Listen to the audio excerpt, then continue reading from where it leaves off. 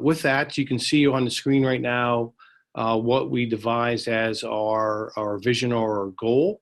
I want to first start out that this was a great collaboration between CTQ and the Nazareth Area School District. The initial conversations did last actually several months to get to the point where we actually had and developed a pilot.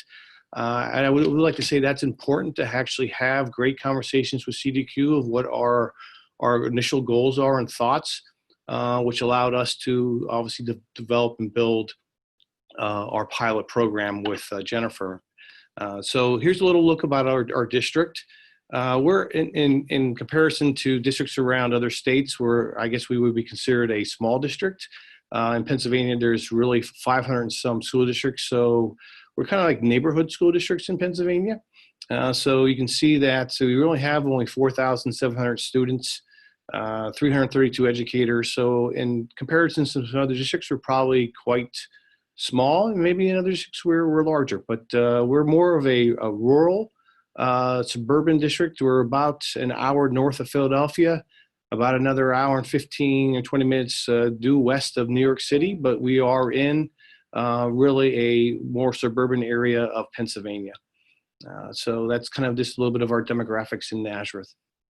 So why did we look at CTQ?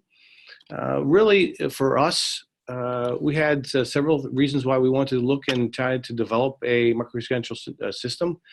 You know, for years we were looking at our professional development that we were offering our staff, and we knew that we were not meeting the needs of all our staff, specifically our special area or our specialist in design, and even in some of the things that we were doing within our professional development program that we had developed. Here in our school district, we have really a collective bargaining agreement that kind of drives what and how our professional development looks. So we had to make sure that when we were developing our micro-credential program, that it actually fit within our collective bargaining agreement. And that in itself, I think, is something to note, that you might be confined to what is actually written into your collective bargaining agreement of how and what you can provide as professional development. And we were fortunate to be able to actually have a slot within our professional development plan to allow the freedom of teachers to explore and earn micro-credentials. So that was why we were eager to take part of that process, because we did have in our plan a section where they could use or earn micro-credentials as part of the professional development plan. Here's the framework that we use, and I will say overwhelmingly, this framework was one that we were very excited about and actually used. And this was provided to us by CTQ and Jennifer, and it was a framework that we were not necessarily familiar with. Some of us were, others were not.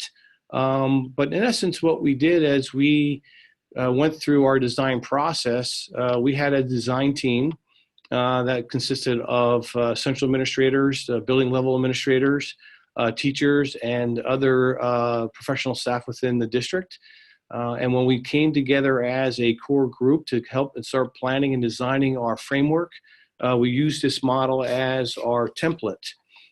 We did actually divide out our design team into subgroups, each one with one of the headings. We had a group that focused on the vision. We had a group that focused on the skills. We had another group in incentives and so forth. And I think that was very good for us, because we divided out the work. It is a lot of work to kind of come together of a successful plan. And by dividing out and then reporting back to the whole group or the whole design team, what was devised within those subgroups was very beneficial for us. So again, that was a great tool that we used for our process. And if you would go back to that particular model, you can see the different areas. And now if you go to the next slide, you can see a document that was actually produced. So actually this was our kickoff document or our publicity document that we produced.